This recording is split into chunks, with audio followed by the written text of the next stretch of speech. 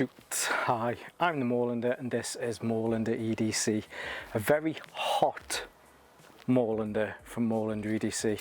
The north of England, in fact most of England and Europe is going through a bit of a heat wave at the moment.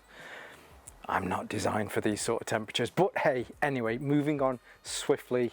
Still an incredibly British thing to start off any conversation discussing the weather. What we are here today to look at though is the very fine Stylum from Civivi knives. Now you might have had a sneak peek at this a few weeks back when we did the $600 EDC challenge. There was a couple of collaborations that we had going on there. I'll leave a link for that, you know, whichever side that it's on, so that you can see the content that I created and also the people that collaborated with me on that. But yes, so this is one that I've had now for a while, and it's about time that I gave you my frank and honest opinion on this beautiful knife. Now before I do that, a couple of things to point out. This was sent to me from Tactical Knives UK. So Tactical Knives UK, as you can probably imagine, they're a UK based company that look at knives and certain tactical knives. They have given me a discount code, so stay tuned to the end and I will give you the discount code that you can get some discount from their website. Another little mini shout out, I want to say hi to Caleb. So Caleb suggested this knife, I think it was probably close to Christmas time. I'm trying to get my act in I'm trying to get all my ducks in line and in order, whatever the saying is, but yes, I am starting to write down suggestions and who suggested them so I can give you some little mini shout outs. So to save some time, let's get straight into this. I'll turn the camera around whilst I'm doing that. You know, hit the like, subscribe and share. That would be absolutely amazing, and I do appreciate that you do that if you do choose to do that. I'd like to say at this point thank you, but let's take a closer look at the Civivi Stylum. So here we have the Stylum, and as we usually do, we'll go through some measurements, some materials, and then we'll actually have a look around the knife itself. Okay, so measurements as far as when it is open from the tip of the blade here all the way to the end of the handles comes in at 174 millimeters. The blade length, now it doesn't give the actual cutting length of it, however the blade length from the ricasso to the tip here comes in at 75 millimeters, which is just under 3 inches. So you can't, hopefully you'll be able to see this on here, but there is a choil here at the front. I don't think it's necessarily designed, it's a sharpening choil, definitely not a finger choil. There is a finger choil here on the scales, but yeah, this is just a sharpening choil here. But this probably goes in a good 10 millimeters before the cutting edge starts. I believe there have been some changes to UK laws recently, whereas before it was just on the cutting edge, but now it is the full length, including the unsharpened edge into the ricasso here. But even then, as I mentioned, you know, it's still within 3 inches. So if you're concerned, oh, there goes the dog. If you're concerned whether or not this is a UK knife law friendly knife, I can confirm that it is. The knife, the whole length of the steel is under 3 inches, and it's a slip joint, so it certainly won't be able to lock open, which will again prevent it from being UK knife law friendly. Now back to the measurements. When it is closed, it comes in at 100 millimeters. Thicknesses, the blade stock thickness at its thickest here across the spine comes in at 3 millimeters, which I actually quite like. I think they possibly could have gone a little bit thinner if they wanted to, but I think 3 millimeters is actually really nice for this.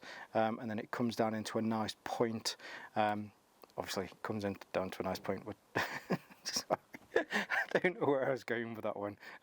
It's a knife. Be careful, children. They do have sharp points at the end. And then as far as the thickness here on the scales, it comes in at 11 millimeters. Now this is just for the scales and the liners. It doesn't include, that width doesn't include the clip. If I did want to include the clip, I'd say there's probably an extra maybe 3, maybe 4 millimeters on there. You generally find when you know, we look at the thickness of the scales, we don't tend to include the clip on there. As far as the materials are concerned, now there's a few different materials on here, so we'll go through the actual blade stock first. Now the blade stock on here, Civivi, if you're not aware, Civivi are a Chinese brand, and they're a sister company to We Knives, who again, you know, have an excellent reputation at making very, very nice knives. You know, they make the banter. The steel stock that is used on here is a Chinese steel, which is, now it's a beauty. It really, they need to work on the names for these steels. This is the 10CR15CO MOV. There you go, that is a mouthful. It does say it, just in case you were unsure, it does say underneath here. I've said it now, hopefully I don't have to say it again because it is a massive mouthful. If you're after, or you're trying to think of equivalents, it is a, I suppose strictly speaking, it is a budget steel. However, it's towards the higher end of a budget steel. From my kind of research that I've looked into this, the main one that is possibly a direct comparison would be something like VG10. VG, or at least I'm gonna have to say it again, aren't I? It's the 10CR15CO MOV, is often referred to as the Chinese VG10. VG10 is a Japanese steel. It's also likened in some of the properties to what was it now? It's to S30V. I hope I've got that one right. S30V is just slightly better up on the scale, especially when you look through to edge retention, through to anti-abrasion kind of things, anti-rusting, all of that sort of stuff. So it's just slightly below S30V, and just roughly around about the same as VG10. So what you get with that really is a very good steel that is great at keeping an edge, but also if you did need to be able to sharpen this, it's not one of those really super high-end steels that you just can't resharpen, or you have to have somebody professionally to do it to you. It's certainly a very well liked steel. VG10 is, and this is, as I mentioned, you know, this is the Chinese equivalent of it. The other materials that you have on here, the scales. So the scales, the outside of the scales here are made from micarta, and there's 3 versions of this. I think there's a green, there's an amber, and there's a darker kind of blacky blue kind of colour. It might even be a grey.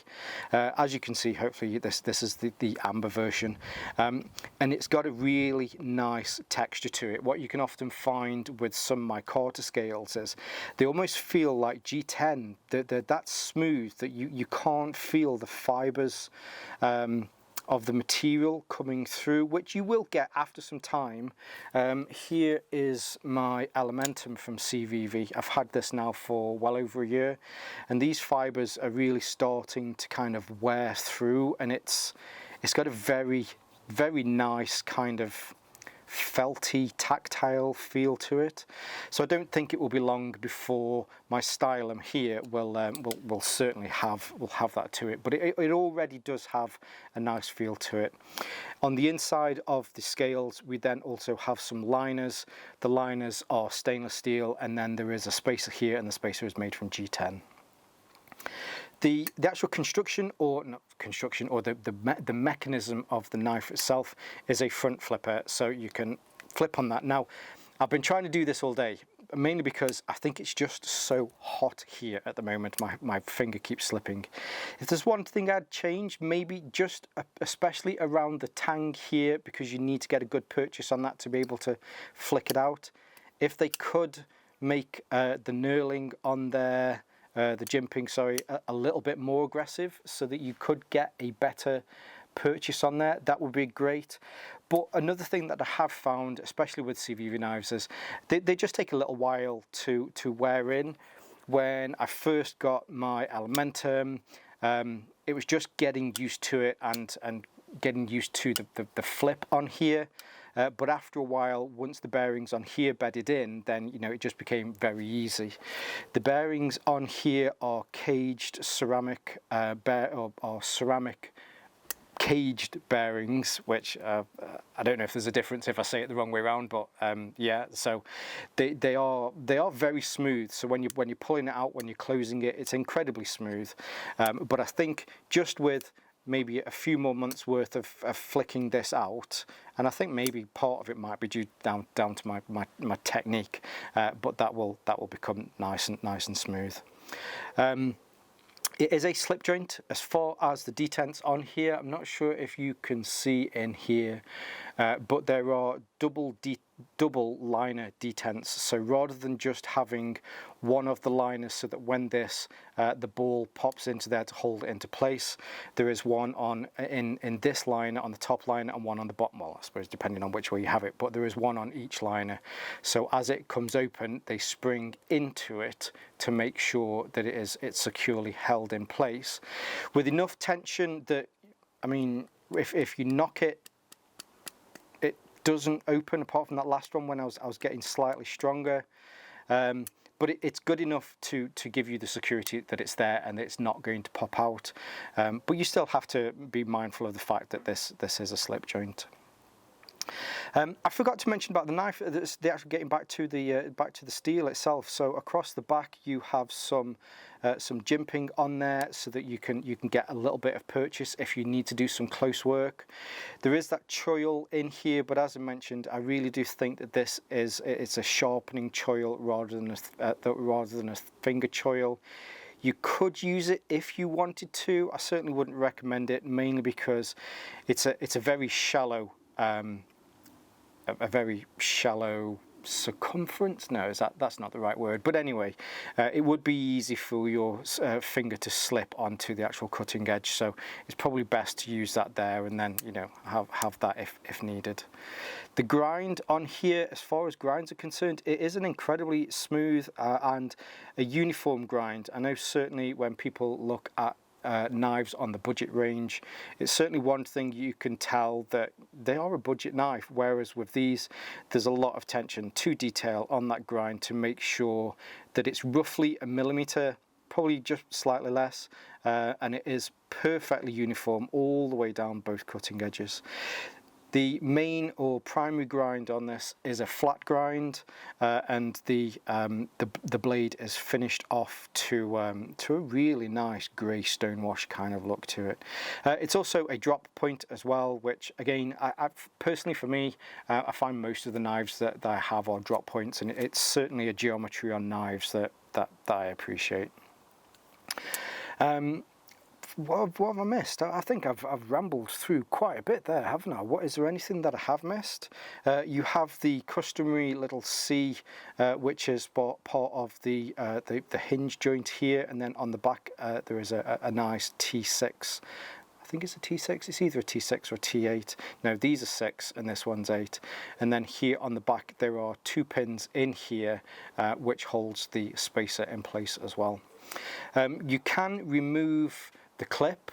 You do find with some of these that they are ambi clips. I think this one, no, this one isn't an ambi clip, and it does surprise me that this one isn't either. So there is the pin on both sides, there just isn't the cutout on the spacer so that you can swap this over if you wanted to. I'm not sure whether that's a good or a bad thing. For me, I'm a right-hander, so I certainly don't worry about it being on the wrong side. It's the right side for me. But I guess maybe some left-handers might have preferred the ability to be able to swap that round, maybe. But other than that, it's a very, very nice, handsome knife. Oh, I forgot to tell you the weight. So it comes in at 68 grams. But yeah, it's a very, very handsome knife. And I like the sweep. So the sweep comes across the spine and then goes through the scales there, and I think it's got some really nice kind of lines and geometry to it as well. Now I have already bought in the Elementum, but I had a couple of other Civivi knives out here. So this is the Elementum, possibly one of the nicest knives that I own. I think it's unilaterally, you know, complimented on how smooth the action is on this. Unfortunately, as this is a liner lock, it does mean that I can't carry this in public here in the UK, but it certainly doesn't mean that I can't own this. But you can see, again, you know, they're very similar styled knives. The other one that I brought out as well, if I just lean down here, is my baby bantam. This is another one from Civivi.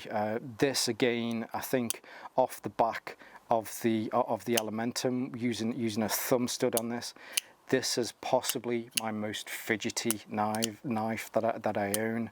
Unfortunately, again, this is a liner lock, which means I can't carry this in public here in the UK, but it's still perfectly legal for me to own this. So back to this. This also does have the fidget factor. Again, you know, I maybe possibly need to work on my technique, but yeah, it is really good for that. Now, it's incredibly easy to be able to recommend the Stylum. I think Civivi, they're really doing some great knives at this moment in time, and they've got a knife for everybody. Whether you prefer something that is a fixed blade, whether you prefer something that, you know, outside of the UK, flippers and liner locks, that sort of stuff. But here in the UK, I think this is possibly one of the nicest ones that you can get. I think with the geometry of it and the kind of the thin sweeping lines through the handles and through the drop point blade, it retains more of like a gentleman's folder style knife, continuing with Civivi's reputation for just well built, excellent, value for money knives. So yeah, highly recommended. Now, I did mention at the beginning of this, so this was sent to me from UK Tactical Knives, or Tactical Knives UK, sorry. If you go to their website and use the code MOORLANDEREDC, should be an easy one to remember. It's me, MOORLANDEREDC. You'll get 10% discount from your purchases from any of the products that they have there on their website. I'll also leave some links below, some of my, what are they called, social media links, so that you can see more from me on social media. But for now, I've said this before, I've said this in the last few videos, if you're here in the UK, make sure you stay hydrated, plenty of salts and electrolytes, so that you can stay safe in these stupid temperatures. But for now, stay safe, stay Moorlander, and stay EDC.